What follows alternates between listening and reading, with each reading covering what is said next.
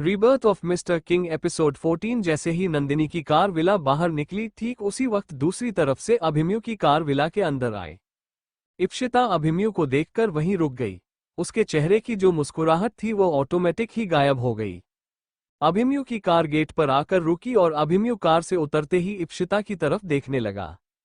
वो अंदर आया और इप्शिता से बोला, क्या बात है इप्शिता, आप यहाँ गेट के पास क्यों खड़ी है? इप्शिता ने अभिमन्यु से नजरें नहीं मिलाई और वह गेट से बाहर की तरफ देखते हुए बोली, वो हम नंदिनी को छोड़ने के लिए यहाँ आए थे। अभिमन्यु ने जैसे यह बात सुनी उसने थोड़ा हैरानी से कहा, नंदिनी यहाँ आई थी? आपने हमें बताया नहीं कि आप नंदिनी को बुलाने वाली थी? इप्शिता ने अभिमन्यु की तरफ देखकर बड़े ही उखड़ते लहजे में उसे ताना मारते हुए कहा, क्या बताते हम आपसे? हमारे उठने से पहले ही तो आप यहाँ से चले गए थे और वैसे भी हम घर में अकेले बोर हो रहे थे, इसीलिए हमने नंदिनी को बुलाया। पूरे घर में हम अकेले थे तो क्या ही करते हैं, इसलिए नंदिनी को बुलाने के अलावा हमारे पास और कोई ऑप्शन ही नहीं था। उसके अलावा हम और किसे ही जानते हैं, यहाँ पर एक वही तो है जिससे हम खुलकर सारी बातें कर सकते हैं। इतना बोलकर इप्शिता चुपचाप अंदर आई और सीधे अपने कमरे में चली गई। अभिमन्यु इप्शिता की बातें सुनकर समझ गया कि इप्शिता ने उसे ताना मार रहे हैं। इससे पहले कि अभिमन्यु कुछ बोल पाता, इप्शिता अपने रूम में चली गई। इप्शिता को इस तरह वहां से जाते देखकर अभिमन्यु थोड़ा सा कंफ्यूज हो गया और उसने धीमी आवाज में कहा, यह इप्शिता ने हमें ताना मारा है क्या? शायद आज हम उन्हें बिना बताए गए, इसलिए उन्हें ये बात बुरी लगी होगी। अभिमन्यु इप्शिता के पीछे जाने लगा और जैसे ही वो उसके रूम के पास पहुंचा, उसने देखा इप्शिता अपनी बुक्स खोलकर कुछ लिख रही थी। अभिमन्यु इप्शिता को इस तरह लिखते देखकर वही रूम के बाहर ही रुक गया।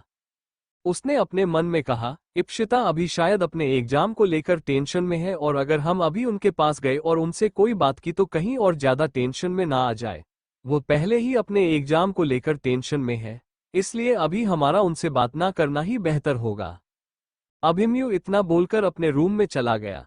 इप्शिता ने अपनी बुक्स बंद करते हुए कहा, हमें अभिमन्यु से बात करनी होगी, क्योंकि हमने अवंतिका के बारे में संजय अंकल से पता लगवाया था। अभिमन्यु को तो ये बात पता नहीं होगी और कल जो कुछ भी हुआ उसके बाद आई थिंक हमें अभिमन्यु से बात करनी चाहिए। इप्शिता इतना सोचकर सीधे अपने रूम से बाहर निकली और वो अभिमन्यु के रूम में गई। उसने दरवाजा नॉक किया। अभिमन्यु अपना सिर उठाकर दरवाजे की तरफ देखते हुए बोला, इप्शिता आप यहाँ? इप्शिता रूम के अंदर आए और उसने अभिमन्यु की आंखों में आंखें डालकर पूरे कॉन्फिडेंट के साथ कहा, अभिमन्यु, हमें आपसे कुछ जरूरी बात करनी है। अभिमन्यु इप्शिता की बात का जवाब देते हुए बोला, हाँ, हम जानते हैं आपको हमसे क्या बात करनी है। जैसे ही अभिमन्यु ने बात कही, इप्शिता उसे बड़ी हैरानी से देखने लगी। अभिमन्यु ने एक गहरी सांस लेते हुए कहा, आप यहाँ पर अवंतिका के बारे में पूछने आए हैं ना?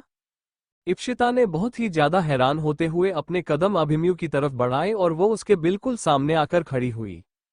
उसने धीमी आवाज में कहा, लेकिन आपको कैसे पता? अभिमन्यु ने एक गहरी सांस लेते हुए कहा, कल के इंसिडेंट के बाद हम जानते हैं आपके दिमाग में कई सारे सवाल चल रहे होंगे और आप उसी बारे में हमसे बात करने आए हैं, है ना? इप्शिता ने धीरे से अपना सिर हिलाते हुए कहा, हाँ, और हमें ऐसा लगता है कि अब जब हम दोनों की इतनी जल्दी शादी होने वाली है तो फिर क्या ऐसा नहीं लगता कि आपको अब हमें अपनी लाइफ से जुड़ी कुछ बातें बतानी चाहिए। ये हमारे लिए जानना जरूरी है क्योंकि आपने हमें अपनी लाइफ के बारे में अभी तक कुछ भी नहीं बताया है। हमने आपसे कुछ भी नहीं छुपाया, आपको हमारी लाइफ के बारे में सब कुछ पता है, लेकिन हमें ना ही आपके प्रेजेंट के बारे में पता है और ना ही आपके पास्ट के बारे में। क्या आपको लगता है कि इस तरह से हमसे ये सारी बातें छुपाना सही है? अभिमन्यु उस दिन कॉलेज में इप्शिता किसी लड़के से बात कर रही थी और वो लड़का उसके गले भी लगा था। वो लोग काफी क्लोज लग रहे थे। वो सब कुछ याद करके उसे देखकर धीमी आवाज में बोला, आप भी तो वैसे हमसे काफी कुछ छुपाती हैं। इप्शिता ये बात सुनकर थोड़ी शॉक हुई और उसने हैरानी से पूछा, क्या मतलब है आपका? अभिमन्यु ने धीरे से ना में अपना सिर हिलाते हुए कहा, कुछ नहीं, अवंतिका के बारे में जानना है ना, आपको बताते हैं हम आपको। कल अवंतिका की बात सुनकर आप इतना तो समझ ही गई होगी कि वो हमारी एक्स है। इप्शिता ने अभिमन्यु की आंखों में देखा। वो काफी ज्यादा टायर्ड लग रहा था या फिर शायद मायूस, लेकिन फिर भी उसने इप्शिता की बात का जवाब देना जरूरी समझा। उसने एक गहरी सांस लेते हुए कहा, कल अवंतिका ने जो कुछ भी कहा वो बिल्कुल सच था। उसकी बात सुनकर इप्शिता हैरान होते हुए बोली, मतलब? अभिमन्यु ने उसे अपनी पूरी बात समझाते हुए कहा, मेरा मतलब ये है कि हम और आप दोनों ही इस बात को बहुत अच्छी तरह से जानते हैं कि हम दोनों ही यह शादी अपनी मर्जी से नहीं बल्कि अपने घर वालों की मर्जी से कर रहे हैं। इप्शिता ने धीरे से अपना सिर हिलाया और अभिमन्यु ने अपनी बात आगे बोलना जारी रखा। अभिमन्यु ने बात जारी रखते हुए कहा, अवंतिका हमारी लाइफ की पहली और आखिरी लड़की थी। जब तक आप हमारी लाइफ में नहीं आई थी, अवंतिका हमारी पहली गर्लफ्रेंड थी और उसके बाद हम कभी किसी रिलेशनशिप में नहीं आए। अवंतिका ने हमें डंप किया पृथ्वी की वजह से, और हम आपको सच बताएं तो हम अवंतिका से बहुत प्यार करते थे और शायद आज भी करते हैं। हम उससे ओवरकम नहीं हो पाए हैं। वो आज भी अगर हमारी आंखों के सामने आती है तो हमारे दिल की धड़कनें तेज हो जाती हैं। उसके लिए हमने जैसा फील किया है आज तक हमने कभी भी किसी भी लड़की के लिए फील नहीं किया, और सच बताएं तो वह हमें बहुत अच्छी तरह से जानती है। इसीलिए कल वह हमारी आंखों के सामने आई तो भले ही हमें उसे पर गुस्सा तो बहुत आ रही थी, लेकिन फिर भी हम उसे कोई जवाब भी नहीं दे पाए। इप्शिता अभिमन्यु की बातें सुनकर बिल्कुल चुपचाप खड़ी थी, और जैसे जैसे अभिमन्यु अवंतिका के बारे में उसे बता रहा था, वो सब सुनकर इप्शिता का दिल बैठा जा रहा था। अभिमन्यु ने जब ये बात कही कि वो अवंतिका को अभी भी नहीं भुला पाया है, ये बात सुनकर इप्शिता को काफी दुख हुआ। अभिमन्यु ने इप्शिता की तरफ देखकर कहा, दरअसल हम अवंतिका को भूल पाए हैं और ना ही उसके धोखे को। हमने अवंतिका से इतना प्यार किया था कि हम उससे शादी करने के लिए भी तैयार थे। यहाँ तक हमने मासा से भी शादी की बात कर ली थी। हालांकि मासा हमारी शादी के लिए राजी नहीं थे, मगर फिर भी हमने उन्हें मनाने की बहुत कोशिश की, और जब हमने बहुत मुश्किल से मासा को मनाया, उसी टाइम पर वह हमें छोड़कर चली गई। इसके बाद हम काफी ज्यादा डिप्रेस्ड हो गए थे, क्योंकि मासा हमसे यही बोल रही थी वह हमारे लिए सही नहीं है, और आखिर वो सही साबित हुई और अवंतिका की वजह से हम गलत। अभिमन्यु की बात सुनकर उसे समझ नहीं आ रहा था वो अभिमन्यु को दिलासा दे या फिर उसकी बात का कोई जवाब दे, इसलिए इप्शिता ने चुप रहना ही सही समझा। अभिमन्यु जैसे ही अपनी बात बोलकर चुप हुआ, इप्शिता ने अभिमन्यु को सिंपैथी देते हुए कहा, थैंक यू, आपने हम पर भरोसा किया और आपने इतनी बड़ी बात हमसे शेयर की। इतना बोलकर इप्शिता चुपचाप अपने कमरे में आ गई। उसने बेड पर बैठकर अपने हाथों की कसकर मुट्ठी बांधते हुए कहा, अभिमन्यु अभी भी अपनी एक्स को नहीं भूल पाए हैं तो फिर उन्होंने हमें किस क्यों किया, और अगर उन्हें आज भी अवंतिका से उतना ही प्यार है तो क्या वो शादी के बाद हमें अपनी पत्नी का दर्जा दे भी पाएंगे या नहीं। इप्शिता को अभिमन्यु की बातें सुनकर काफी बुरा लगा था। इप्शिता फिलहाल ये बात समझ नहीं पा रही थी। उसने खुद को समझाते हुए कहा, हमें अभिमन्यु की यह बातें सुनकर इतना बुरा क्यों लग रहा है। वैसे भी हम कौन सा अभिमन्यु से प्यार करते हैं। हमने भी तो उन्हें कल जो किस की वो अवंतिका को दिखाने के लिए ही की थी, तो फिर अब हम ये सारी बातें सोचकर इतना बुरा क्यों फील कर रहे हैं। हमें ऐसा क्यों फील हो रहा है। हम अभिमन्यु की बातों से हट हुए हैं, और वैसे भी हम दोनों तो शादी भी सिर्फ अपनी फैमिली की वजह से ही कर रहे हैं, तो हमें नहीं लगता हमारा इस तरह से उनकी बात सुनकर ऐसे रिएक्ट करना चाहिए। हम इस तरह अभिमन्यु की बातों से इफेक्ट नहीं हो सकते। इप्शिता खुद को ये सारी बातें समझा रही थी। तभी उसने कहा, हमारी और अभिमन्यु की शादी सिर्फ और सिर्फ एक समझौता है। हमें शायद अभिमन्यु से ज्यादा कोई एक्सपेक्टेशंस नहीं रखनी चाहिए, और ना ही इस शादी से। इप्शिता ने इतना बोलकर एक गहरी सांस ली और उसने धीमी आवाज में कहा, कल हमारा लास्ट एग्जाम है, इसलिए हमें अपने एग्जाम पर ही फोकस करना चाहिए, और इस एग्जाम के बाद हम वापस घर जाएंगे तो फिर शादी अभिमन्यु से होनी ही है, और फिर हमें सिर्फ और सिर्फ अपनी जिम्मेदारियां ही निभानी है। तो बेहतर होगा कि हम इस तरह की चीजों के बारे में ना सोचें। इप्शिता इतना बोलकर अपने एग्जाम की प्रिपरेशन पर फोकस करने लगी। फिर भी बार बार इप्शिता के दिमाग में किसकी ही बात आ रही थी। इप्शिता ने खुद को डांटते हुए कहा, क्यों हम बार बार उन्हीं के बारे में सोच रहे हैं। जब अभिमन्यु के दिल में हम नहीं बल्कि वो अवंतिका ही है, तो फिर उस किस का भी कोई मतलब नहीं है। हमें वो सब भूल जाना चाहिए। शायद वो किस अभिमन्यु ने हॉट ऑफ द मोमेंट में कर दी होगी। अब हम उस किस के बारे में नहीं सोचेंगे। इप्शिता इतना बोलकर बिल्कुल शांत होकर बैठ गई। लेकिन चाहे वो खुद को कितना भी समझाने की कोशिश कर ले, उसके मन में कहीं ना कहीं अवंतिका को लेकर थोड़ा गुस्सा तो था ही, और वो अभिमन्यु से बात करने के बाद काफी ज्यादा डिस्टर्ब हो गई थी। उसे अभिमन्यु की बातें इफेक्ट कर रही थी। इप्शिता इस बात को समझ नहीं पा रही थी कि आखिर उसके साथ ऐसा क्यों हो रहा है। अगले दिन सुबह इप्शिता एग्जाम के लिए निकल रही थी। तभी अभिमन्यु इप्शिता के साथ उसे कॉलेज तक छोड़ने के लिए गया। इप्शिता ने पूरे रास्ते अभिमन्यु से कुछ भी नहीं कहा। अभिमन्यु भी इप्शिता से जबरदस्ती कुछ नहीं बोलना चाहता था। इप्शिता जैसे ही कॉलेज के अंदर जाने के लिए कार से बाहर उतरी, तभी अभिमन्यु भी दूसरी साइड से बाहर निकलते हुए बोला, Ipshita best of luck. Ipshita ने अभिमन्यु की बात सुनी और वह उसकी तरह देखकर धीरे से अपना सिर हिलाते हुए बोली, थैंक यू। इतना बोलकर इप्शिता चुपचाप कॉलेज के अंदर चली गई। अभिमन्यु इप्शिता के बिहेवियर को देखकर ही समझ गया था कि वो शायद कल रात की बात से अपसेट हो गई है। अभिमन्यु ने कहा, शायद हमें इप्शिता से यह बात नहीं करनी चाहिए थी कि हम अभी भी अवंतिका को पूरी तरह भूल नहीं पाए हैं। चाहे कुछ भी हो, लेकिन अब शादी तो हमें इप्शिता से ही करनी है। हम मासा को दिए हुए वचन को तो नहीं तोड़ सकते, लेकिन हाँ, इप्शिता को हम समझा जरूर सकते हैं। वैसे भी अब जब वो हमारी पत्नी बनने वाली है तो ये हमारी जिम्मेदारी है कि हम उन्हें अनवांटेड फील न होने दें और उन्हें सिक्योर फील कराएं। इसके लिए हमें कुछ तो करना होगा। अगले दिन सुबह इप्शिता एग्जाम के लिए निकल रही थी। अभिमन्यु भी आज इप्शिता के साथ उसे कॉलेज तक छोड़ने के लिए गया। इप्शिता ने पूरे रास्ते अभिमन्यु से कुछ भी नहीं कहा। अभिमन्यु भी इप्शिता से जबरदस्ती कुछ नहीं बोलना चाहता था, इसलिए पूरी रास्ते कार में एकदम खामोशी छाई हुई थी और वह दोनों एक दूसरे की तरफ देख भी नहीं रहते। खासकर इप्शिता, वो जानबूझकर कार की खिड़की से बाहर देख रही थी। कॉलेज पहुंचते ही कार कॉलेज गेट के सामने रुकी और इप्शिता कॉलेज के अंदर जाने के लिए कार से बाहर उतरी। उसके उतरते ही अभिमन्यु भी दूसरी साइड से बाहर निकलते हुए बोला, Ipshita, best of luck. Ipshita ने अभिमन्यु की बात सुनी और वह उसकी तरह देखकर धीरे से अपना सिर हिलाते हुए बोली, थैंक यू। इतना बोलकर इप्शिता चुपचाप कॉलेज के अंदर चली गई। अभिमन्यु इप्शिता के बिहेवियर को देखकर ही समझ गया था कि वो शायद कल रात की बात से अपसेट हो गई है। अभिमन्यु ने अपने आप से बात करते हुए कहा, शायद हमें इप्शिता से यह बात नहीं करनी चाहिए थी कि हम अभी भी अवंतिका को पूरी तरह भूल नहीं पाए हैं। चाहे कुछ भी हो, लेकिन अब शादी तो हमें इप्शिता से ही करनी है। हम मासा को दिए हुए वचन को तो नहीं तोड़ सकते, लेकिन हाँ, इप्शिता को हम समझा जरूर सकते हैं। वैसे भी अब जब वह हमारी पत्नी बनने वाली है तो ये हमारी जिम्मेदारी है कि हम उन्हें अनवांटेड फील न होने दें और उन्हें सिक्योर फील कराएं। इसके लिए हमें कुछ तो करना होगा।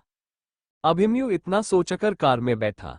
तभी उसके दिमाग में एक आइडिया आया और उसने कहा, हाँ, यह सही रहेगा।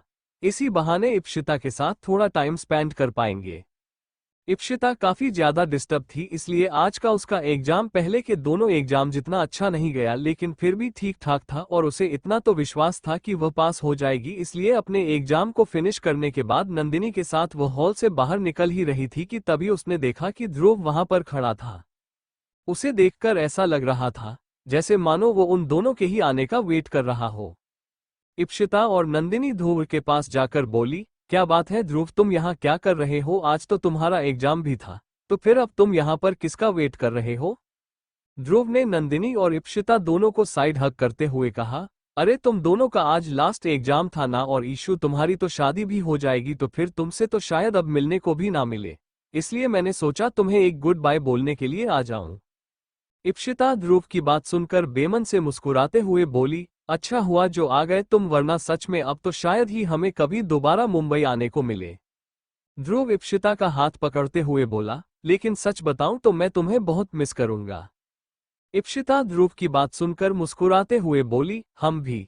ध्रुव, नंदिनी और इप्शिता आपस में बात कर ही रहे थे कि तभी ध्रुव का एक दोस्त वहां पर आया और उसने ध्रुव से कहा, ध्रुव, तूने एक मॉडल के लिए बात करने को कहा था ना, मैंने आज उसे बुलाया है, चलो चलकर उससे मिल लो। जैसे ही इप्शिता नंदिनी ने यह बात सुनी, दोनों ने एक दूसरे की तरफ देखकर खुश होते हुए कहा, चलो तुम्हें तुम्हारी मॉडल मिल गई। ध्रुव ने काफी मायूसी से कहा, क्या करूं, अब किसी न किसी को तो ढूंढना ही पड़ेगा, क्योंकि तुमने तो साफ साफ मना कर दिया है। इप्शिता ध्रुव की बात सुनकर अपनी नजरें नीचे झुकाते हुए बोली, क्या करूं, हमारे पास अगर और कोई ऑप्शन होता तो शायद हम तुम्हें इस तरह से डायरेक्टली मना नहीं करते, लेकिन क्या बताएं, शायद मॉडलिंग हमारी किस्मत में ही नहीं है, और जब किस्मत में नहीं है तो क्या ही कर सकते हैं। ध्रुव इप्शिता की बात सुनकर उसकी आंखों में देखने लगा। नंदिनी और ध्रुव दोनों इप्शिता के मुंह से यह बात सुनकर उसकी फीलिंग्स को समझ रहे थे कि वह अपना सपना छोड़कर बिल्कुल भी खुश नहीं थी, लेकिन फिर भी अपने घर वालों की वजह से वो अपने सपने की कुर्बानी दे रही थी। नंदिनी ने उसे चीयर अप करते हुए कहा, ओह कोई बात नहीं इशू, हो सकता है फ्यूचर में तुझे कभी दोबारा मॉडलिंग का मौका मिल जाए। इप्शिता नंदिनी की बात सुनकर तुरंत ना में अपना सिर हिलाते हुए बोली, ऐसा कुछ भी नहीं होने वाला, बेकार की बातें मत करो नंदिनी, और चलो, वैसे भी काफी टाइम हो गया है। अच्छा ध्रुव, अब हम चलते हैं, बाय। नंदिनी कुछ बोलने जा ही रही थी कि इप्शिता ने उसे बोलने का मौका ही नहीं दिया और वो तुरंत वहां से बाहर निकली। नंदिनी ने देखा कि इप्शिता के लिए कार पहले से ही आकर वहां पर खड़ी थी। नंदिनी ने कहा, ठीक है, तू भी चल, मैं भी बहुत थक गई हूँ और एग्जाम खत्म हुए हैं तो थोड़ी रिलैक्स फील कर रही हूँ। और तू घर पहुंचकर मुझसे बात करना। इप्शिता ने हाँ में अपना सिर हिलाया और नंदिनी वहां से सीधे हॉस्टल के लिए निकल गई। इप्शिता कार में आकर बैठी। उसने देखा अभिमन्यु ड्राइविंग सीट पर बैठा था। इप्शिता अभिमन्यु को देखकर बोली, आप। इप्शिता तुरंत कार का दरवाजा खोलकर बाहर निकली और अभिमन्यु की बगल वाली सीट पर बैठते हुए बोली, सॉरी, वो हमें लगा आप नहीं है इसीलिए हम पीछे बैठ गए। अभिमन्यु ने कहा, कोई बात नहीं। इतना बोलकर अभिमन्यु ने कार ड्राइव करना स्टार्ट किया। इप्शिता ने धीमी आवाज में पूछा, आप यहां हमें लेने क्यों आए?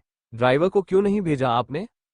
अभिमन्यु ने कहा, क्योंकि हमें आपके साथ थोड़ा टाइम स्पेंड करना था, इसलिए हमने सोचा हम आपको कहीं बाहर ले चलें। इप्शिता अभिमन्यु की बात सुनकर उसकी तरफ हैरानी से देखते हुए बोली, कहीं बाहर मतलब हम घर नहीं जा रहे हैं क्या? अभिमन्यु ने ना में अपना सिर हिलाते हुए कहा, नहीं। इप्शिता ने थोड़ा कंफ्यूज होकर पूछा, तो फिर कहाँ जा रहे हैं हम? अभिमन्यु ने कहा, बस थोड़ी देर वेट करिए, अभी खुद ही आपको पता चल जाएगा। इप्शिता ने जब अभिमन्यु की यह बात सुनी तो वह और कुछ भी नहीं बोली और विंडो से बाहर की तरफ देखने लगी। इप्शिता ने अपने मन में कहा, हमारे साथ टाइम स्पेंड क्यों करना चाहते हैं अभिमन्यु? जब उनके दिल में अभी भी अवंतिका है तो फिर क्या फायदा हमारे साथ टाइम स्पेंड करके? इप्शिता के मन में यही बातें चल रही थी। वो अभिमन्यु की तरफ नहीं देख रही थी और थोड़ी ही देर में अभिमन्यु ने एक बीच पर अपनी कार रोकी और कार का दरवाजा खोलकर उसने इप्शिता की तरफ अपना हाथ बढ़ाते हुए कहा, चलिए। इप्शिता कार से बाहर निकलते हुए बोली, आप हमें यहाँ बीच पर क्यों लेकर आए हैं? अभिमन्यु ने कहा, अब कल हमें यहाँ से वापस उदयपुर जाना है तो हमने सोचा आपको कहीं घुमा लाते हैं। मुंबई की कोई मेमोरेबल मोमेंट तो हो हमारे पास। इप्शिता ने अभिमन्यु की बात सुनकर कहा, हम कल ही वापस चल रहे हैं। अभिमन्यु ने हाँ ने अपना सिर हिलाते हुए कहा, हाँ, हमने तो फ्लाइट टिकट बुक कर ली है। क्यों, आपको अभी नहीं चलना क्या? अगर आपको कुछ दिन और यहाँ रुकना हो तो बताइए, हम कैंसिल कर देंगे। इप्शिता ने मना करते हुए कहा, नहीं, कोई जरूरत नहीं है टिकट कैंसिल करने की, वैसे भी अब एग्जाम जब खत्म हो गए हैं तो यहाँ रुककर हम क्या ही करेंगे। इप्शिता इतना बोलकर चुपचाप सामने की तरफ चलने लगी। तभी अभिमन्यु ने कहा, इप्शिता, वैसे आप तो काफी टाइम यहाँ रही हैं तो आप तो इस तरह के बीच पर आती ही होगी, है ना? इप्शिता ने धीरे से अपना सिर हिलाते हुए कहा, हाँ, हम नंदिनी और अपने फ्रेंड्स के साथ कई बार यहाँ आ चुके हैं। इप्शिता इतना बोलते हुए सीधे चल रही थी। तभी अभिमन्यु ने इप्शिता से कहा, तो बताइए, आपकी इस बीच में हम क्या क्या खा सकते हैं? इप्शिता ने अभिमन्यु की तरफ हैरानी से देखते हुए कहा, लेकिन आपको तो ऐसे रोड साइड का खाना पसंद नहीं है तो फिर आप कैसे खाएंगे? अभिमन्यु इप्शिता की बात सुनकर धीमी आवाज में बोला, अरे, आपके साथ तो हम कहीं पर कुछ भी खा लेंगे। इप्शिता ने जैसे ही अभिमन्यु की यह बात सुनी, वो उसकी तरफ देखने लगी। उसने अभिमन्यु की बात सुन ली थी, फिर भी उसने अभिमन्यु से पूछा, क्या कहा आपने? अभिमन्यु ने धीरे से अपना सिर हिलाते हुए कहा, कुछ नहीं। बताइए, आप जब अपने दोस्तों के साथ यहाँ आती हैं तो क्या खाती थी? जैसे ही अभिमन्यु ने यह बात पूछी, इप्शिता की नजर वही बीच के साइड में एक छोटा सा स्टॉल लगाकर बैठे हुए अंकल दिखे जो भुट्टा भून रहे थे। इप्शिता उन्हें देखकर खुश होते हुए बोली, आप भुट्टा खाएंगे? अभिमन्यु ने कहा, क्या आपको भुट्टा खाना पसंद है? हमने तो आज तक नहीं खाया ऐसे बाहर का। इप्शिता ने कहा, हाँ, हमें भुट्टा बहुत पसंद है, चलिए आप भी एक बार ट्राई करके देखिए, शायद आपको अच्छा लग जाए। इप्शिता ने इतना कहा और वह सीधे उस भुट्टे के स्टॉल पर जाकर बोली, भैया 2 भुट्टा लगाइए, एक स्पाइसी रखिएगा और एक नॉर्मल। वो आदमी गरम गरम भुट्टा बनाकर इप्शिता के हाथ में देने लगा। इप्शिता ने उसे पैसे दिए। वो अभिमन्यु को भुट्टा पकड़ाते हुए बोली, हमने आपका नॉर्मल रखवाया है, ज्यादा स्पाइसी नहीं है, आप इसे आराम से खा लेंगे। अभिमन्यु ने इप्शिता के हाथ से उसे लेते हुए कहा, थैंक्स। अभिमन्यु को ये जानकर अच्छा लगा कि इप्शिता को याद था कि वो स्पाइसी नहीं खा पाता था। इप्शिता वहीं पास में बनी हुई एक बेंच पर बैठ गई। अभिमन्यु भी उसके बगल में बैठा। इप्शिता बड़े ही आराम से भुट्टा खा रही थी। अभिमन्यु को थोड़ा अजीब लग रहा था। जब उसने उसे ट्राई किया तो उसे वह काफी अच्छा लगा। उसने इप्शिता की तरफ देखकर कहा, वैसे मानना पड़ेगा आपका टेस्ट काफी अच्छा है। तभी अभिमन्यु ने कहा, एक्चुअली वो हम आपसे कल की बात को लेकर कुछ कहना चाहते हैं। इप्शिता अभिमन्यु की यह बात सुनकर खाते खाते रुक गई और बड़ी ही हैरानी से उसकी तरफ देखने लगी। तभी अभिमन्यु ने कहा, एक्चुअली हमने आपसे जो कहा आप उसे लेकर बिल्कुल भी इनसिक्योर मत फील करिएगा। एक्चुअली अवंतिका हमारा पास्ट थी और हम अपने पास्ट को अपने प्रेजेंट और फ्यूचर में नहीं लाना चाहते। हमने आपको वह सारी बातें इसलिए बता दी ताकि शादी के बाद आपको ऐसा ना लगे कि हमने आपसे कुछ भी छुपाया है। इप्सिता अभिमन्यु की तरफ थोड़ा कंफ्यूज होकर देख रही थी। तभी अभिमन्यु ने कहा, एक्चुअली जब अवंतिका हमें छोड़कर गई थी उसके बाद से ही हमने सोच लिया था कि अब हमारी लाइफ में और कोई भी लड़की नहीं आएगी, लेकिन जब मासा ने आपको हमारे लिए चुना तो हम उन्हें मना नहीं कर पाए क्योंकि कुंवर की जिम्मेदारियां और काफी सारी वजह से हमारी शादी होना जरूरी है। लेकिन अब हमें ऐसा लग रहा है शायद मासा ने सही डिसीजन लिया है। अभिमन्यु के मुंह से यह बात सुनकर इप्सिता थोड़ी सी खुश हुई। तभी अभिमन्यु ने कहा, हमने कल जिस तरह से अवंतिका को लेकर यह सारी बातें कही वो सुनकर किसी का भी बुरा मानना जायज था, और आप तो फिर अब हमारी होने वाली वाइफ है तो हमें लगा शायद आपको भी हमारी बात बुरी लगी होगी। अभिमन्यु बोल ही रहा था कि इप्सिता ने टॉपिक चेंज करते हुए कहा, आपने हमसे आकर यह बात कही उसके लिए थैंक्स, लेकिन आपको अब कुछ भी और कहने की जरूरत नहीं है। हम समझ चुके हैं कि अवंतिका आपकी लाइफ में शायद काफी इंपॉर्टेंट थी, है ना? अभिमन्यु ने कहा, हाँ थी, क्योंकि हमने उसके अलावा और किसी भी लड़की के साथ अपना फ्यूचर नहीं सोचा था। इप्सिता अवंतिका के बारे में और बात नहीं करना चाहती थी। तभी इप्सिता उठकर खड़ी हुई और उसने अभिमन्यु की तरफ देखते हुए कहा, कभी आपने बीच की रेत पर नंगे पांव चलकर देखा है? इप्सिता के मुंह से यह बात सुनकर अभिमन्यु ने धीरे से नहीं में अपना सिर हिलाया। इप्सिता ने झुककर अपनी सैंडल उतारी और उसने अभिमन्यु की तरफ देखते हुए कहा, हाँ पता था हमें अपने नहीं किया होगा, इसलिए अभी हमारे साथ एक बार ट्राई करके देखिए, बहुत रिलीफ फील होता है। रेत की हल्की गर्माहट जब पैरों पर लगती है तो बॉडी बिल्कुल रिलैक्स हो जाती है, एक बार ट्राई करके देखिए। इतना बोलते हुए उसने अभिमन्यु का हाथ अपने हाथों में कसकर पकड़ लिया और अभिमन्यु एकदम उसके चेहरे की तरफ ही देखने लगा। वो काफी खुश लग रही थी और उसे खुश देखकर अभिमन्यु को भी अच्छा लगा। पता नहीं क्यों, लेकिन उसके मन में की ख्याल आया कि इप्सिता को हमेशा इस तरह खुश रखने के लिए वो कुछ भी कर सकता था और हमेशा ही उसे ऐसे खुश मुस्कुराते हुए देखना चाहता था। इप्सिता अवंतिका के बारे में और बात नहीं करना चाहती थी, इसलिए वो उठकर खड़ी हुई और उसने बात बदलते हुए अभिमन्यु की तरफ देखकर कहा, कभी आपने बीच की रेत पर नंगे पांव चलकर देखा है? इप्सिता के मुंह से यह बात सुनकर अभिमन्यु ने धीरे से नहीं में अपना सिर हिलाया। इप्सिता ने झुककर अपनी सैंडल उतारी और उसने अभिमन्यु की तरफ देखते हुए कहा, हाँ पता था हमें अपने नहीं किया होगा, इसलिए अभी हमारे साथ एक बार ट्राई करके देखिए, बहुत रिलीफ फील होता है। रेत की हल्की गर्माहट जब पैरों पर लगती है तो बॉडी बिल्कुल रिलैक्स हो जाती है, एक बार ट्राई करके देखिए। इतना बोलते हुए उसने अभिमन्यु का हाथ अपने हाथों में कसकर पकड़ लिया और अभिमन्यु एकदम उसके चेहरे की तरफ ही देखने लगा। वो काफी खुश लग रही थी और उसे खुश देखकर अभिमन्यु को भी अच्छा लगा।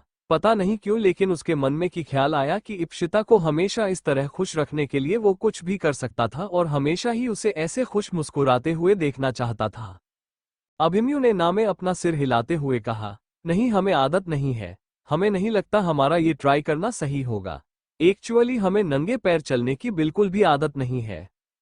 इप्सिता ने थोड़ा जोर देते हुए कहा, एक बार हमारे कहने पर ट्राई तो करिए। इप्सिता के दोबारा कहने पर अभिमन्यु भी मना नहीं कर पाया और अपने शूज और सॉक्स उतारने लगा।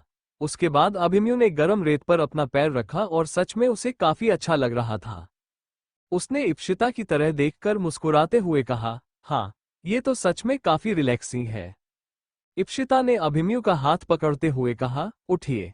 उसने अभिमन्यु को खड़ा किया और उसका हाथ पकड़कर वही रेत पर चलने लगी।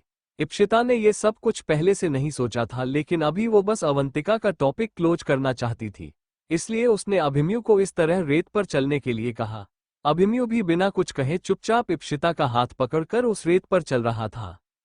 तभी इप्सिता ने अपने मन में कहा, पता नहीं क्यों हमें अवंतिका के नाम से इतनी चिढ़ हो रही है। आज से पहले तक तो हम किसी का भी नाम सुनकर इस तरह से नहीं चिढ़ते थे, तो फिर जब अभिमन्यु अवंतिका का नाम लेते हैं तो फिर हमें इतनी चिढ़ क्यों हो रही है? इप्सिता के दिमाग में बार बार यही बात आ रही थी। तभी अभिमन्यु ने इप्सिता की तरफ देखकर अपने मन में कहा, शायद इप्सिता अभी भी अवंतिका के बारे में ही सोच रही है, हमें उनसे अवंतिका के बारे में बात नहीं करनी चाहिए थी। अभिमन्यु को भी यह बात रियलाइज हो रही थी। तभी उसने इप्सिता की तरफ देखा और उसके हाथ से अपना हाथ छुड़ा लिया। जैसे ही इप्सिता ने देखा कि अभिमन्यु उसके हाथ से अपना हाथ छुड़ा रहा है तो इप्सिता हैरानी से अभिमन्यु की तरफ देखने लगी। उसने इप्शिता की तरफ देखकर मुस्कुराते हुए पूछा, आप आइसक्रीम खाएंगी? इप्शिता उसकी बात सुनकर अपने कंधे को तारानकन उचकाते हुए बोली, अगर आपका मन है तो आप ले आइए। इप्शिता की बात सुनते ही अभिमन्यु ने कहा, क्यों आपका मन नहीं है क्या? इप्शिता ने फीकी मुस्कुराहट के साथ जवाब दिया, नहीं, वो बस हमने सोचा नहीं था आइसक्रीम खाने के बारे में। इप्शिता को वहीं पर बेंच की तरफ इशारा करते हुए कहा, ठीक है, आप वापस जाकर बेंच पर बैठिए, हम अभी आइसक्रीम लेकर आते हैं। इप्शिता ने हाँ में अपना सिर हिलाया और वह बेंच की तरफ जा ही रही थी कि तभी इप्शिता की नज़र सामने में खेल रहे एक छोटे से बच्चे पर गई जो अकेले वहां पानी में उछल रहा था। तभी उसे एक छोटी सी मछली जो शायद लहर से बहते हुए किनारे पर आ गई थी। उसने उस छोटी सी मछली को उठाते हुए कहा, तारानकन, वाह, ये तो कितनी प्यारी सी फिश है। उसने थोड़ा आगे बढ़कर देखा तो वहां पर एक और फिश थी। उस छोटे से बच्चे ने उस फिश को भी उठा लिया। इप्शिता उसे इस तरह फिश कलेक्ट करते देखकर मुस्कुराने लगी। तभी पानी की एक तेज लहर आई और वो बच्चा पानी में गिर गया। इप्शिता उस बच्चे को ही देख रही थी कि इप्शिता के चेहरे की मुस्कुराहट गायब हो गई और वह बच्चा पानी में डूबने लगा। इप्शिता ने आसपास देखा, उसे वहां पर कोई भी नजर नहीं आ रहा था। इप्शिता जल्दी से भागते हुए उस बच्चे की तरफ गई। उसने तेज आवाज में चिल्लाते हुए कहा, कोई है यहाँ पर, उस बच्चे को बचाओ, वो डूब रहा है। वो बच्चा पानी की लहर के साथ और अंदर की तरफ डूबता जा रहा था। इप्शिता ने देखा जब किसी ने भी उसकी आवाज नहीं सुनी तो वो खुद ही पानी के अंदर उस बच्चे को बचाने के लिए आगे बढ़ी। वो उस बच्चे को बचाने के लिए आगे बढ़ रही थी। तभी इप्शिता ने कहा, हमें तो तैरना नहीं आता, अगर इस बच्चे को बचाने में हम ही डूब गए तो। इप्शिता इतना सोचकर एक पल के लिए रुकी और उसने इधर उधर देखा लेकिन उसे कोई भी नजर नहीं आ रहा था। तभी इप्शिता ने बिना कुछ सोचे समझे पानी के अंदर छलांग लगाई। वो उस बच्चे को पकड़ने लगी। वो बच्चा पानी में डूब रहा था। इप्शिता ने उसका हाथ पकड़कर उसे अपने करीब खींचा और उसे अपनी गोद में उठा लिया। तभी वहां पर कुछ लोग आए और उन्होंने बच्चे को बाहर लिया। बच्चा पानी में सांस न लेने की वजह से शायद बेहोश हो गया था। उसके फेफड़ों में पानी भर गया था और वह सब लोग बच्चे को लेकर जल्दी से सूखी जगह पर चले गए और इप्शिता पानी से बाहर निकल ही रही थी कि तभी एक तेज लहर आई और इप्शिता पानी के अंदर काफी गहराई में चली गई। इप्शिता ने तेज आवाज में चिल्लाते हुए कहा, हेल्प, कोई है यहाँ पर? तभी अभिमन्यु की नजर इप्शिता पर गई जो ऑलमोस्ट पानी में डूबने वाली थी। अभिमन्यु आइसक्रीम लेकर लौट रहा था और जैसे ही उसने इप्शिता को पानी में डूबते हुए देखा, अभिमन्यु का दिल तेजी से धड़कने लगा। वो एकदम ही घबरा गया। उसने आइसक्रीम वहीं फेंक दी और वह इप्शिता को बचाने के लिए सीधे ही पानी के अंदर चला गया। इप्शिता ने जैसे ही अभिमन्यु को आते हुए देखा, इप्शिता ने अपना हाथ तेजी से अभिमन्यु की तरह बढ़ाया। अभिमन्यु ने उसका हाथ पकड़कर उसे अपने करीब खींचा और वो तैरता हुआ किनारे पर आया। इप्शिता की सांस काफी तेज हो गई थी। इप्शिता ने अपने मुंह पर से बाल हटाया। इप्शिता के पूरे बाल और कपड़े पानी में भीग गए थे। उसे सांस लेने में थोड़ी परेशानी हो रही थी। अभिमन्यु ने इप्शिता की पीठ पर अपना हाथ रखकर धीरे से इप्शिता की पीठ सहलाई। अभिमन्यु ने घबराते हुए पूछा, आप ठीक तो है ना? इप्शिता ने धीरे से अपना सिर हिलाया और वह भी अभिमन्यु की तरफ देखने लगी। अभिमन्यु ने इप्शिता का हाथ पकड़ा और उसे उठाकर खड़ा किया। इप्शिता काफी ज्यादा डरी हुई थी। वो उठकर खड़ी हुई तभी वह लड़खड़ा कर जमीन पर गिरने वाली थी कि अभिमन्यु ने उसे संभाला और इप्शिता को अपनी गोद में उठाकर वो उसे सीधे बेंच पर लेकर आया। उसने इप्शिता के कपड़ों को देखा, वो पूरे भीग गए थे। अभिमन्यु ने अपना कोट उतारकर इप्शिता के कंधों पर डालते हुए गुस्से से कहा, इप्शिता, आप पागल हैं क्या? आपको जब तैरना नहीं आता तो फिर आप पानी में क्यों गई?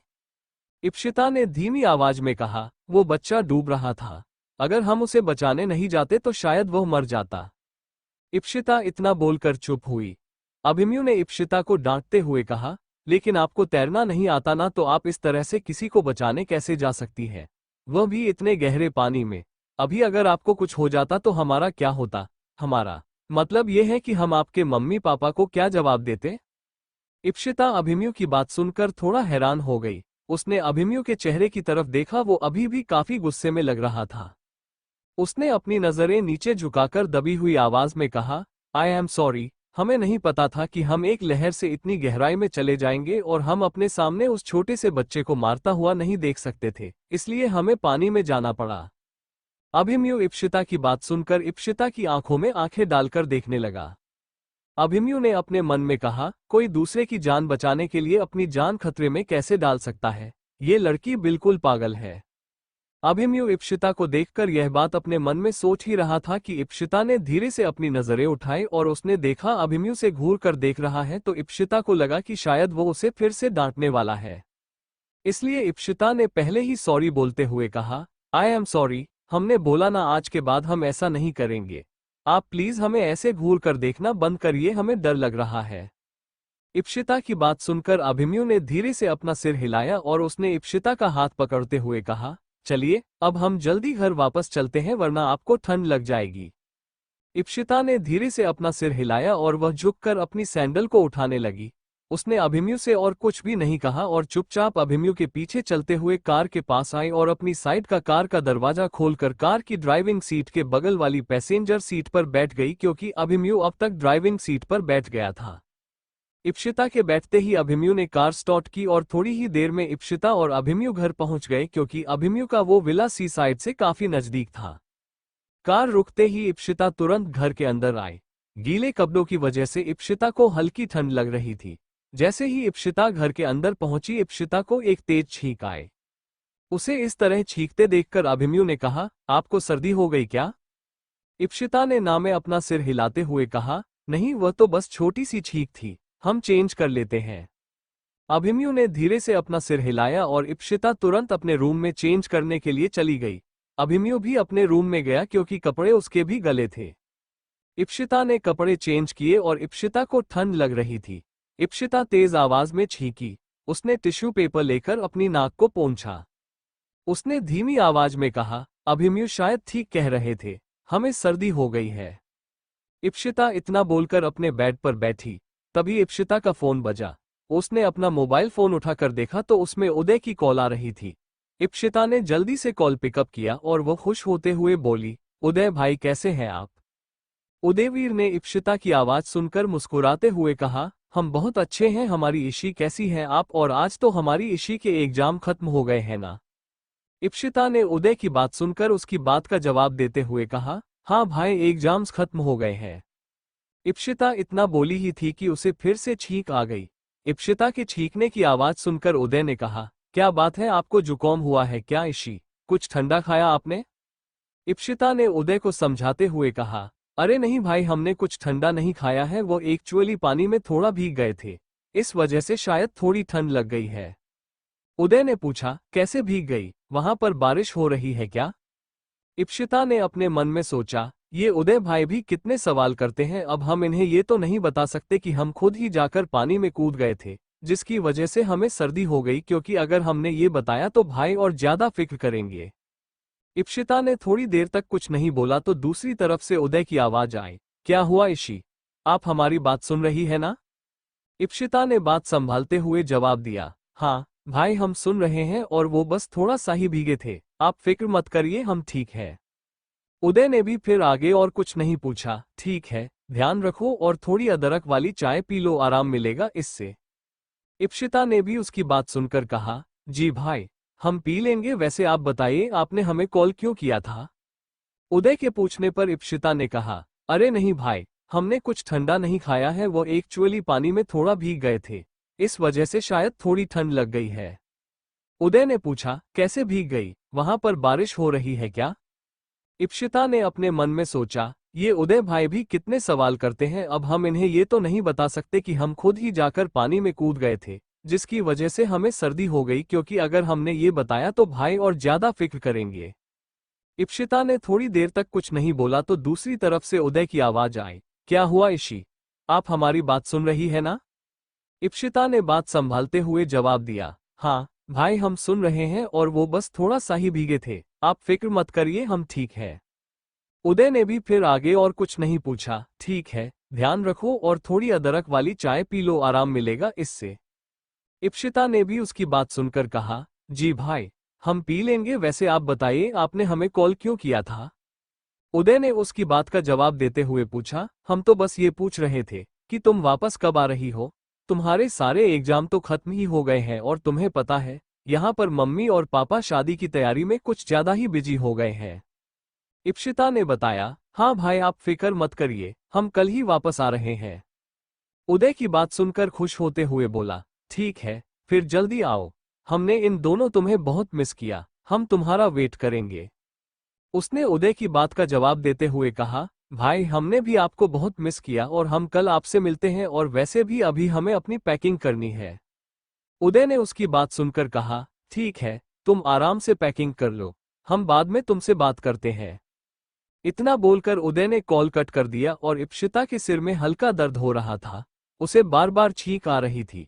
उसने अपना बैग निकाला और अलमारी खोलकर उसमें से अपना एक एक सामान अपने सूटकेस में रखते हुए बोली, शायद उदय भाई सही कह रहे हैं, हमें सर्दी हुई है और अगर हम अदरक वाली चाय पियेंगे तो शायद थोड़ा आराम मिले। इप्शिता अपनी पैकिंग कर रही थी और इप्शिता को एक तेज छींक आई।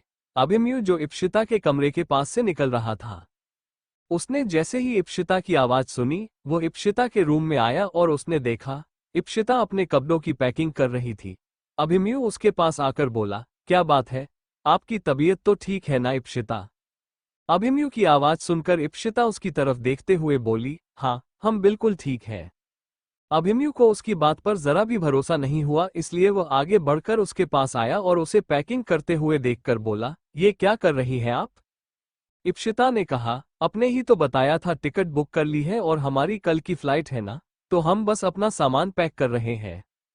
अभिमन्यु ने कहा, लेकिन इसकी क्या जरूरत है? आप शांता काकी को बोल देती, वो कर देती ये सब।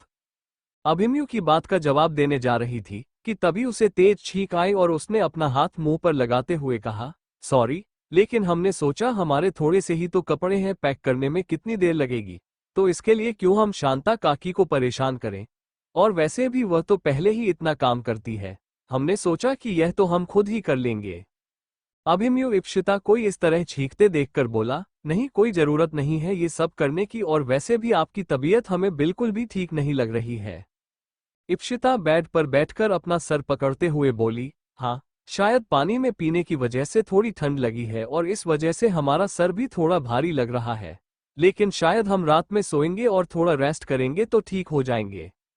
अभिमन्यु इप्शिता की बात सुनकर उसके करीब आया और इप्शिता की नाक एकदम लाल हो गई थी। अभिमन्यु ने धीरे से अपना हाथ आगे बढ़ाया और उसने इप्शिता के माथे पर अपना हाथ लगाकर उसे के फीवर को चेक करते हुए कहा, इप्शिता, आपको तो फीवर भी है। इप्शिता ने अपना गाल छुए और उसे मना करते हुए कहा, नहीं, फीवर नहीं है, हाँ बस हल्की सी बॉडी वार्म है, कभी कभी ऐसा होता है, इट्स नॉर्मल। अभिमन्यु ने तुरंत ही मना करते हुए कहा, कुछ नॉर्मल नहीं, आपको सच में फीवर है और ऐसे में आप ट्रैवल कैसे कर पाएंगे? इप्शिता उठकर खड़ी हुई और उसने मना करते हुए कहा, अरे नहीं, हम ट्रैवल कर लेंगे, इट्स फाइन। इप्शिता ये सब बोल ही रही थी कि तभी इप्शिता को चक्कर आया और वह गिरने ही वाली थी कि अभिमन्यु ने जल्दी से ही इप्शिता की कमर पर अपना हाथ रखा और उसे संभाल कर बेड पर बिठाते हुए कहा, नहीं, आपकी हालत बिल्कुल भी ठीक नहीं है, ऐसे में आप ट्रैवल नहीं कर पाएंगी और हम आपको ट्रैवल करने भी नहीं देंगे, इसलिए ये सब पैकिंग करना छोड़िए और अभी बस रेस्ट करिए। अभिमन्यु ने इतना बोलकर इप्शिता को बेड पर लेटाया और उसे ब्लैंकेट ओढ़ाते हुए कहा, आप चुपचाप रेस्ट करिए, हम अभी आपके लिए अदरक वाली चाय और मेडिसिन भिजवाते हैं। इप्शिता अभिमन्यु को मना करने के लिए कुछ बोलते जा ही रही थी कि अभिमन्यु ने इप्शिता के होठों पर अपनी उंगली रखते हुए कहा, शश, कुछ नहीं कहेंगी, आप बस चुपचाप आंखें बंद करिए और रेस्ट करिए। इतना बोलकर अभिमन्यु इप्शिता के कमरे से बाहर निकल ही था कि उसने अपना मोबाइल फोन निकलते हुए कहा, हेलो, हमारी कल की फ्लाइट की टिकट कैंसिल करो। अभिमन्यु किसी से फोन पर बात कर रहा था और इप्शिता ने उसकी यह बात सुन ली। तभी अभिमन्यु ने कहा, हाँ, हम तुम्हें बता देंगे कि कैब बुक करनी है, ठीक है? इतना बोलकर अभिमन्यु ने कॉल डिस्कनेक्ट किया और इप्शिता अभिमन्यु की बात सुनकर धीमी आवाज में बोली, अभिमन्यु ने हमारी वजह से फ्लाइट कैंसिल कर दी। इप्शिता इतना सोचकर काफी खुश हो गई और उसने अपने मन में कहा, अभिमन्यु चाहे कुछ भी कहे, लेकिन उन्हें हमारी फिक्र तो है। इप्शिता इतना सोचकर मुस्कुराई और तभी उसने थोड़ा सोचते हुए कहा, उन्हें मेरी फिक्र नहीं है, वो बस शायद अपनी जिम्मेदारी निभा रहे हैं। इतना बोलकर अपना सिर पकड़कर वही बेड पर बैठ गई और थोड़ी देर बाद अभिमन्यु इप्शिता के लिए फीवर की मेडिसिन लेकर आया। उसने मेडिसिन इप्शिता के आगे बढ़ते हुए कहा, लीजिए ये खाए, ताकि आपका फीवर जल्दी उतर जाए। इप्शिता ने अभिमन्यु की बात मान ली और उसने वह मेडिसिन खा लिया। थोड़ी देर में इप्शिता को नींद आ गई और इप्शिता अपने बेड पर आराम से सो गई। उसे सुलाकर अभिमन्यु भी अपने रूम से बाहर निकल आया, लेकिन उसके दिमाग में वही सब चल रहा था और वह ये सोच रहा था कि कहीं वो टाइम पर ना आ पाता और अगर इप्शिता पानी में डूब जाती, उसे ज्यादा कुछ हो जाता तो। ये सब सोचकर कि उसे बहुत डर लग रहा था, लाइफ में पहली बार को किसी और को लेकर इतना परेशान था। शाम को इप्शिता की आंख खुली और वो अब पहले से काफी बेटर फील कर रही थी। उसने उठकर देखा, उसके दोनों बैग्स पैक होकर वहीं अलमारी के पास रखे हुए थे। उसका रूम पूरी तरह से क्लीन था और वो उठकर बैठी। उसने एक गहरी सांस लेते हुए कहा, कितनी देर तक सोते रह गए हम? इप्शिता ये सोच ही रही थी कि अभी अभी अभिमन्यु उसके रूम में आया और उसे उठा हुआ देखकर बोला, जाग गई आप? अब आपका फीवर ठीक है ना? इतना बोलकर अभिमन्यु ने अपना हाथ आगे बढ़ाया और इप्शिता के माथे पर रखकर उसे की बॉडी का टेम्परेचर चेक करने लगा। इप्शिता अभिमन्यु को ऐसा करते देखकर धीमी आवाज में बोली, हम ठीक हैं, आप टेंशन मत लीजिए। अभिमन्यु इप्शिता के साथ बैठी थी और अभिमन्यु कुछ बोलने जा ही रहा था कि तभी उसका फोन बजा और उसने तुरंत अपना फोन जेब से निकाला। उसने देखा उसमें मासा की वीडियो कॉल आ रही थी। अभिमन्यु ने कॉल पिकअप कर लिया और उसने मासा से बात करते हुए कहा, हेलो मासा, कैसी हैं आप? मासा ने अभिमन्यु को डांटते हुए कहा, अभिमन्यु आज आपकी फ्लाइट थी, आप अभी तक यहाँ पहुंचे क्यों नहीं है? अब तक तो आपको आ जाना चाहिए था ना?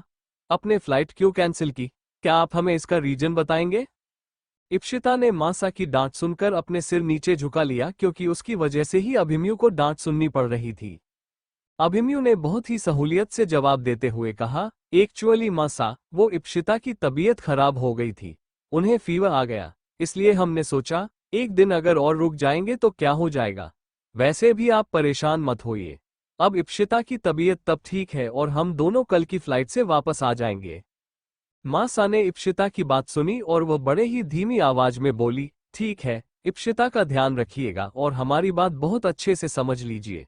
अभिमन्यु, अब हम शादी की डेट आगे नहीं बढ़ाएंगे, एक हफ्ते बाद आपकी और इप्शिता की शादी होकर रहेगी। सुना आपने यहाँ पर ऑलमोस्ट सारी तैयारियां हो चुकी हैं, इसलिए अब आप लोग अपना और समय बर्बाद ना करिए और जितनी जल्दी हो सके उदयपुर वापस आ जाइए।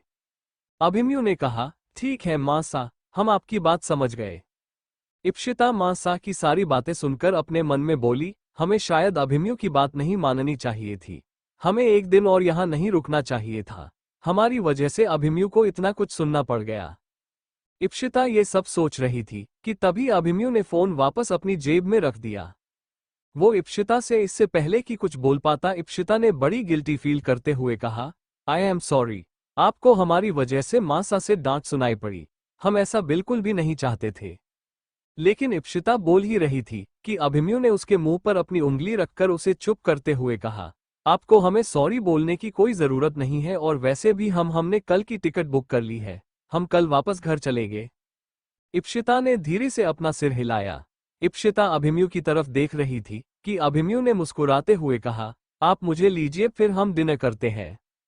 इप्शिता ने अभिमन्यु की बात सुनकर उसका सीधे वॉशरूम की तरफ चली गई और थोड़ी देर बाद जब वह नीचे पहुंची तो उसने देखा अभिमन्यु पहले से ही डाइनिंग टेबल पर बैठा हुआ था। इप्शिता उसके पास जा ही रही थी कि तभी उसका मोबाइल फोन रिंग होने लगा। जैसे ही कमरे के अंदर से उसके फोन के रिंग होने की आवाज आए, इप्शिता अपने वापस कमरे की तरफ मुड़ गई और उसने जैसे ही मोबाइल फोन उठाकर स्क्रीन पर नाम देखा, उसने थोड़ा कंफ्यूज होते हुए कहा, नंदिनी हमें इस टाइम कॉल क्यों कर रही है? इप्शिता वापस कमरे की तरफ मुड़ी और उसने कॉल पिकअप करते हुए कहा, क्या हुआ नंदिनी, तुम हमें इस टाइम कॉल क्यों कर रही हो? नंदिनी ने बड़े ही ड्रामे भरी आवाज में कहा, इशू मैं ना तुझसे बहुत नाराज हूं, तेरी आज की फ्लाइट थी, तू वहां पहुंच गई और तूने मुझे बताया भी नहीं।